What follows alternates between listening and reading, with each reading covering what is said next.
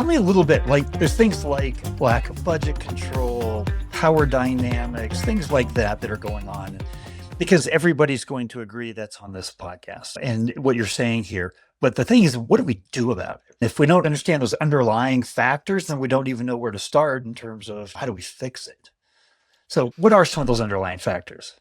How many hours do you have, Steve? Really, I think we need to start at the very beginning, and that beginning is the foundation. And one of the sad truths is that most companies do not start with someone that is experienced in the customer experience when they're building their processes, their strategies, their plans for the future. Usually, you see founders say, I can do it. And they mean they want to connect with the customer, but they're missing that really important piece where a founder having a conversation with a customer is very different than someone that is experienced in the nuances of customer experience and how they would approach the conversation.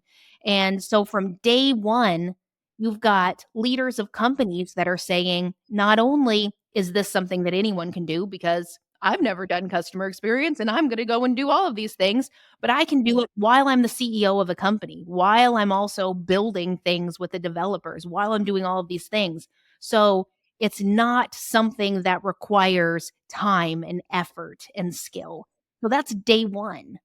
And even if that's something that no one is acknowledging, because I don't really think that people do acknowledge it because it's so normal, you're saying that the customer is not valued enough for us to invest in how we treat them and figure out how they're going to be communicated with from the very beginning.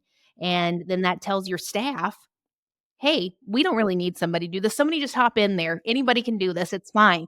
And so then when they hire that leader to then come and clean up all of these messes and start to build what should have been built months, sometimes years ago, they're already considered somebody that's not an equal to other senior leaders because everybody's already been doing this and they've been fine. It's totally fine.